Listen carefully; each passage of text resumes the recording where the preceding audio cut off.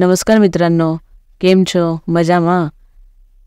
मी शलाका घर गप्पा फॅमिलीचे या व्हिडिओत तुमचं स्वागत करते। मित्रांनो, यापेक्षा जास्त तर मला गुजराती येत नाही। मला गुजरातीमध्ये तर खमण ढोकळा रेसिपी। मी आज खमण ढोकळा रेसिपी बनवली होती। तर चला बघूया मी आज खमण ढोकळा कसा बनवला ते। हे बघा मित्रांनो, ढोकळ्यासाठी मी घेतले इथे 2 वाटी तांदूळ आणि 1 वाटी चणा डाळ। हे मी काल दुपारी भिजत घातलं होतं।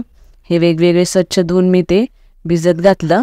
मोकळ्या अशा पाण्यामध्ये भिजत घालून ठेवून दिलं साईडला। त्यानंतर रात्री झोपताना मी हे वाटून ठेवलं होतं, एकत्रित करून ठेवून दिलं होतं साईडला।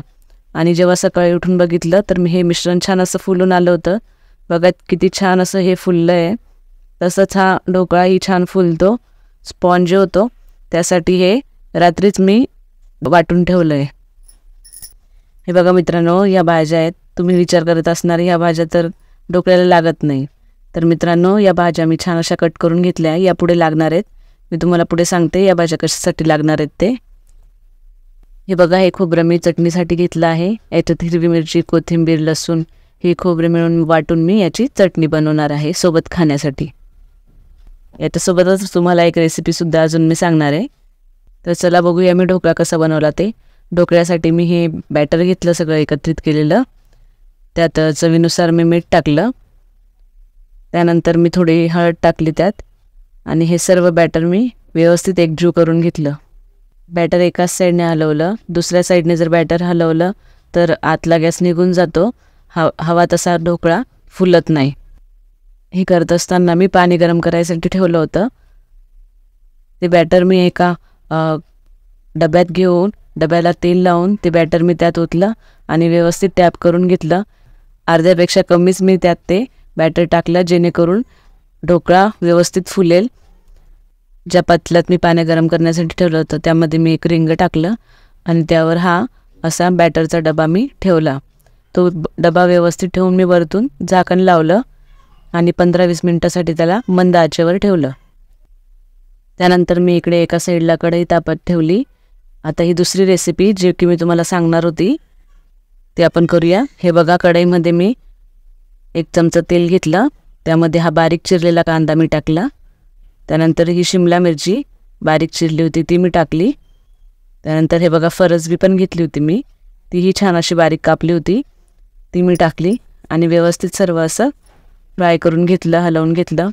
गाजरही घेतला मी त्यात आणि मुळा, हे सर्व असं बारीक किसून घेतलं होतं, बारीक चिरलं होतं मी सगळं। हे सगळ्या भाज्या एकत्रित करून छान हलवून घेतल्या। त्यानंतर हिरवी चटणीचा ठेचा आम्ही नेहमी बनवून ठेवतो घरामध्ये, तो मी अर्धा चमचा त्यात टाकला। जास्त तिखट कोणी खात नाही त्यामुळे थोडंच मी त्यात ते तिखट टाकलं आणि छान असं व्यवस्थित हलवून फ्राय करून घेतलं। चवीनुसार मीठ टाकलं मी त्यात आणि ही अशी मिक्सवाली भाजी सर्व भाज्यांची बनवून घेतली।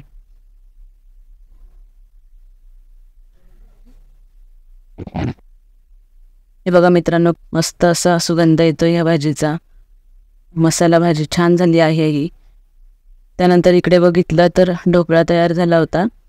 हे बघा, चाकू टाकून मी चेक केलं, त्याला अजिबात काही चिकटलेला नव्हता, ढोकळा झालेला होता।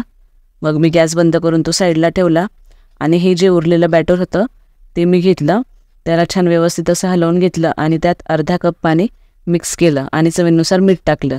त्याला पुन्हा एकदा व्यवस्थित एकाच साईडने असं एकाच दिशेने हलवून घेतलं। छान हलवून त्याला असं पातळ छान असं बॅटर केलं आणि डोश्याचा तवा घेतला मी। तो तवा मी छान असा गरम होऊ दिला।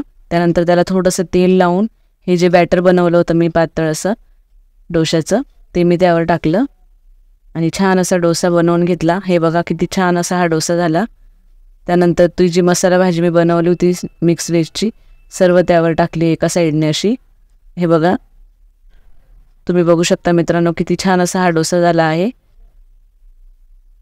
आणि हा दोन्ही साईडने असा पलटी करून मी मस्त मसाला डोसा छान कुरकुरीत असा भाजून घेतला।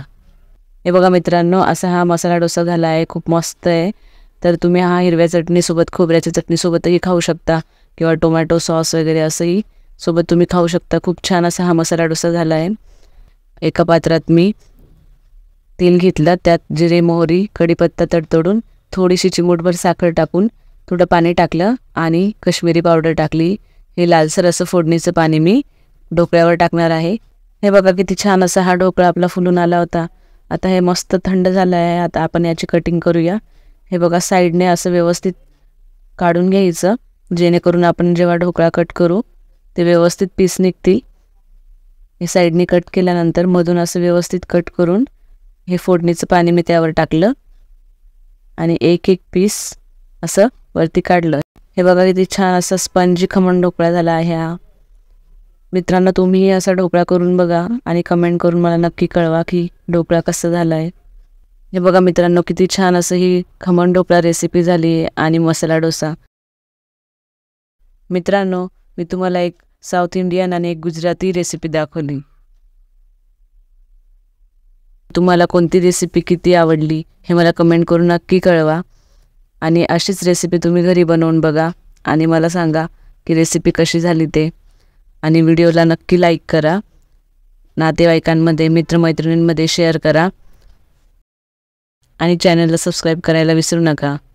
धन्यवाद.